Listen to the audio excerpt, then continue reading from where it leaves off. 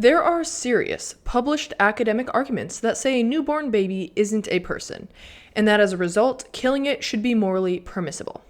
On the flip side, there are arguments that Plan B and IUDs, commonly used birth control methods, should be banned because they might stop a fertilized egg from implanting. Welcome to the ethical minefield that is the abortion debate, where the extremes on both sides raise questions that most people don't even want to consider. But we ask all the questions, don't we? Even the uncomfortable ones. So today, we're stepping into the deep end. We're going to look at two arguments, one from the furthest end of the pro-choice spectrum, and the other from the furthest end of the pro-life spectrum. And let's keep in mind, these are not the typical sound bites you hear online, nor are they meant to be. We are here to have an actual conversation about these opinions and what they mean for the abortion debate. And this conversation may make you uncomfortable, but it does expose the various philosophical underpinnings found in the abortion debate. And I think that's very important. We need to discuss where our belief systems may lead us or what they may result in. And why. So, let's start with the pro-choice side. Back in 2012, two bioethicists, Alberto Giubilini and Francesca Minerva, they published a paper in the Journal of Medical Ethics defending something they called after-birth abortion. Not infanticide, after-birth abortion. And they directly acknowledged that some may consider infanticide and conclusively said these were not the same thing. Their argument was that if abortion is morally permissible before birth, it should be morally permissible after birth too, because according to them, there's no morally relevant difference between a fetus right before birth and a baby right after birth. I want to note that this pro-choice argument is based on the premise that abortion is permissible up until birth, which is not what most people believe in the United States. Most, according to Gallup, think abortion is okay up until the second trimester. But there are states that allow abortion up until birth, and people within the pro-choice movement argue that this should be permissible. Back to the topic at hand, their argument, to put this succinctly and in an example, is that if 12 weeks into a pregnancy, a woman experiences financial hardship and is unable to afford having a child, and as a result has an abortion, then that same reason should apply to an after-birth abortion. If a woman gives birth at a time where she is dealing with financial hardship, she should be allowed to terminate the child right after birth. Why would the fact that it's outside the womb now change the child's moral status? That's the question relevant to this opinion.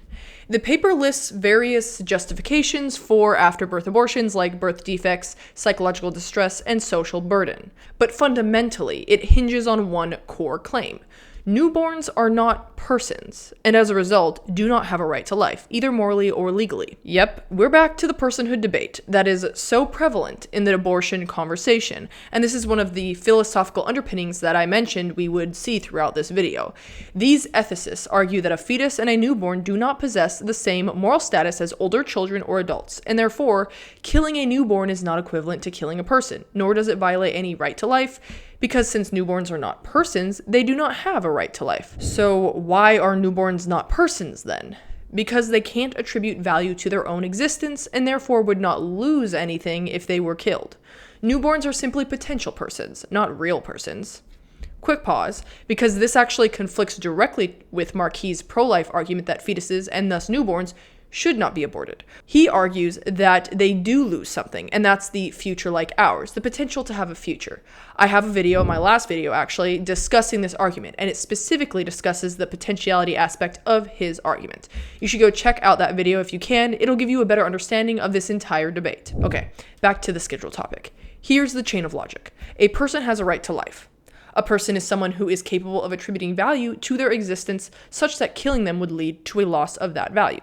If you cannot attribute value to your existence, then you are not a person, and therefore you do not have a right to life.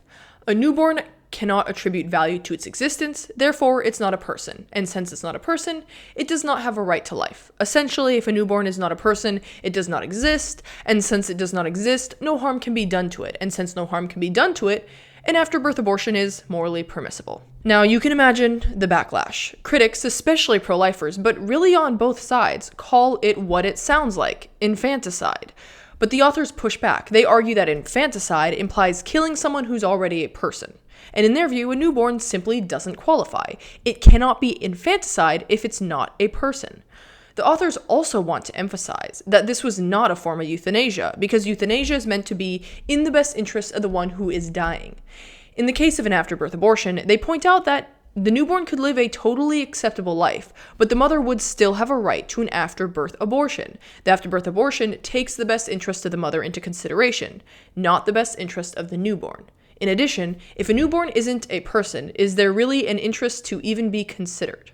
Or is it just a potential interest? Another criticism they received was, well, okay, what about adoption? If the child is already born, just give it up for adoption. Why abort it?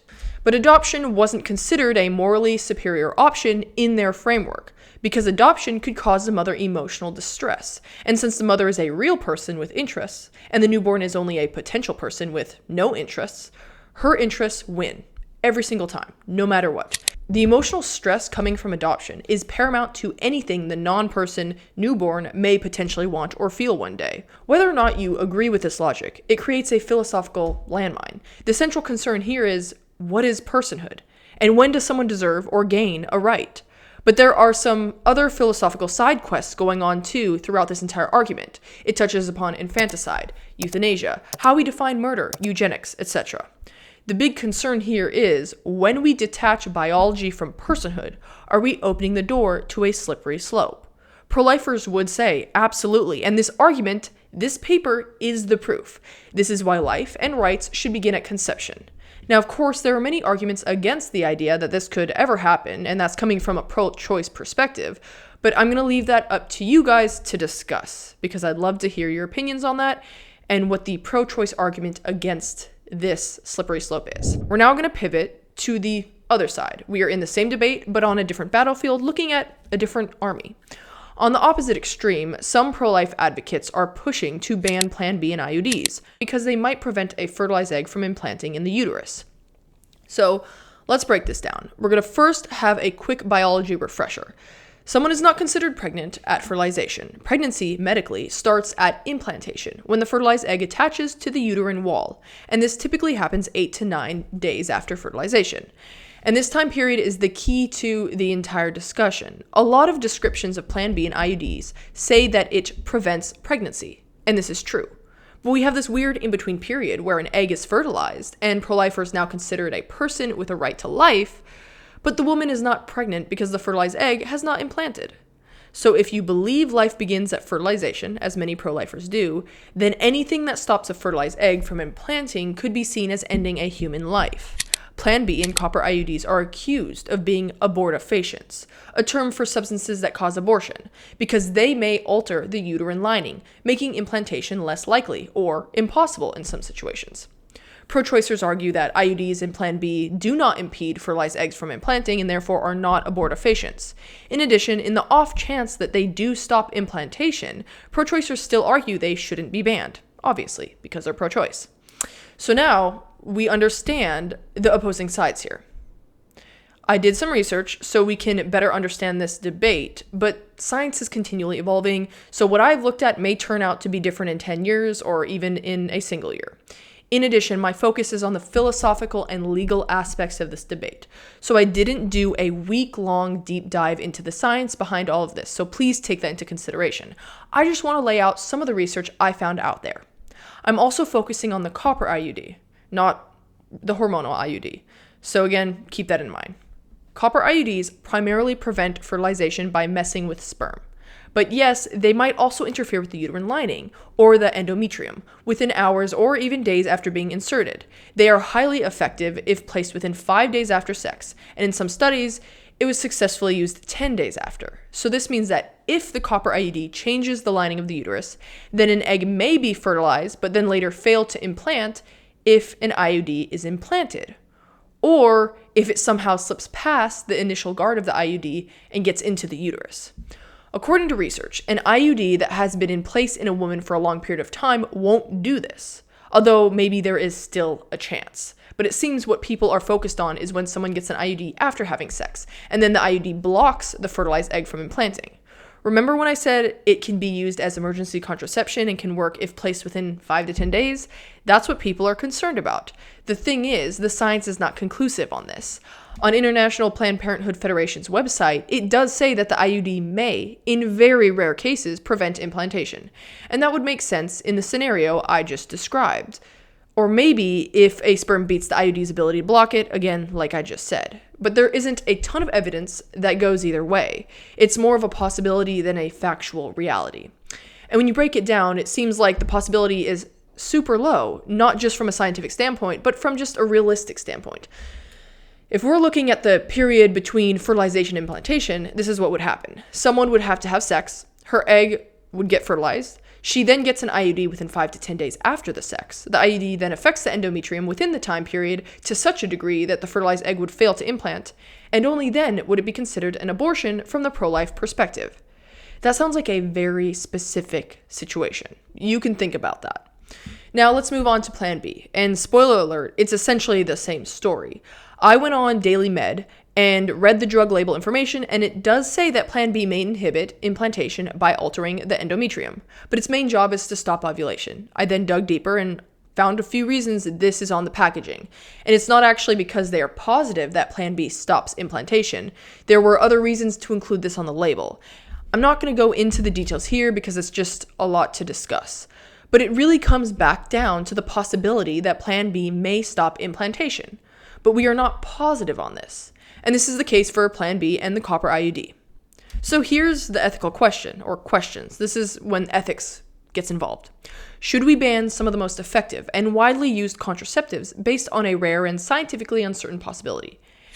And even if it is a certain possibility, it would be acting as an abortifacient in very rare cases. We can't forget, most people use IUDs as a long-term forward-looking form of birth control, not as post-intercourse emergency contraception. It's a very invasive procedure that involves a visit to the hospital, and this would have to be a blanket ban on the copper IUD or Plan B. How else would we regulate this? Every time a woman comes in to get a copper IUD, are we going to hook her up to a polygraph test and ask her if she has had unprotected sex in the last 5 to 10 days? That's extreme and very invasive. And here's another thing I wonder. Can this mindset be applied elsewhere? I mean, if this very rare and not even conclusive reality may occur, and as a result we should ban all copper IUDs and Plan B, what about other rare instances where a fetus is put in jeopardy? Is driving a car dangerous? Getting rear-ended may lead to a miscarriage. Should we stop pregnant women from ever being in a car? What about controlling the medications women take while pregnant, or other risky activities or behaviors? I mean, this rabbit hole goes very deep, and it sounds absurd, but that's where the logic could lead. But let's play this out further because, honestly, a good rabbit hole deserves to be explored.